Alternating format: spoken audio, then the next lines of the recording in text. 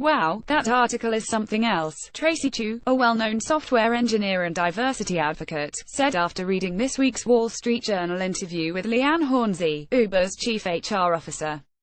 Chu, who is on the founding team of Ellen Pau's non-profit Project Include, is hardly alone in feeling taken aback by Hornsey's comments in the piece, aptly titled "Can This Executive Make Uber a Place Women Want to Work?" It has drawn criticism from multiple women in tech, who spoke out across Twitter and in conversation with Refinery29. Hornsey, who joined Uber in January, has, as the title suggests, been seen as one of the women in charge of turning around the troubled company.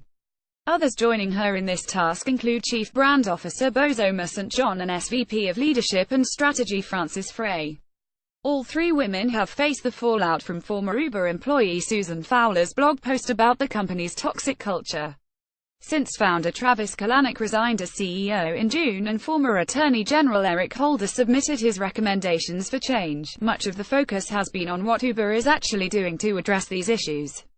Change can happen overnight, and Hornsey acknowledges the challenging workload that has resulted. But some of her comments, and choice of words, have struck others as odd and, in one case, glaringly incorrect. In response to one question, asking how Uber is ensuring implementation of the Rooney Rule to increase the number of women and minorities in leadership roles, Hornsey sounded less than optimistic. "I've got to be honest, it's going to be bloody hard when it comes to engineering. We're starting where it's easier, such as in my function, where there are more women. I'm really scratching my head about how the hell I do this in engineering, and I'm going to really have to try." She goes on to say that recruiters have identified about 1,800 women in engineering as current professionals and as students. That number struck others in the industry as exceedingly low. With the Grace Hopper conference having nearly 20,000 attendees this year, that's a ludicrous number, Sarah Chips, founder of wearable company Jewelbits, which teaches girls to code, told Refinery29.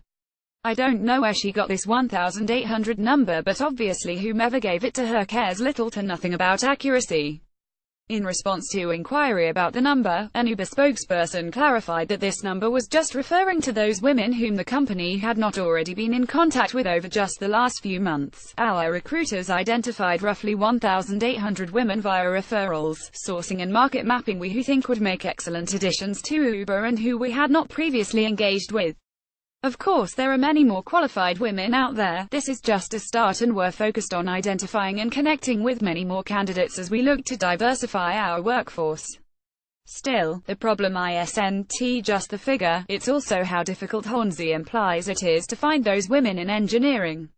It's true that engineering is still a male-dominated profession. In 2016, the Harvard Business Review reported that 40% of women with engineering degrees quit or don't enter the profession to begin with. However, much of the feedback to Hornsey's response echoes a single sentiment: try harder. It's not hard to find great women in engineering. Sarah Mauskopf, CEO and co-founder of parenting technology company Winnie, told Refinery29. "Winnie has attracted a majority female engineering team, including our head of engineering who is also a woman. It turns out when you build an inclusive environment that's supportive of women and parents, and has women in leadership roles, they flock to work for you." Women also expressed surprise that Hornsey has not reached out to Fowler.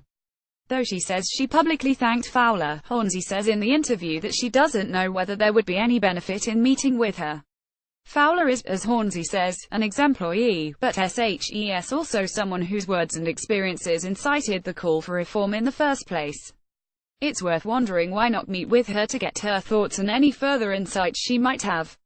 There's a reason that exit interviews are standard practice in HR. They're invaluable sources of feedback about areas for improvement, Chu said in an email to Refinery29. Any real effort to improve diversity and inclusion at Uber would of course involve reaching out to Susan Fowler. Liane Hornsey's statement sounds petty and vindictive. Fowler weighed in on the interview with a series of sarcastic tweets, laughing that Hornsey really doesn't like me.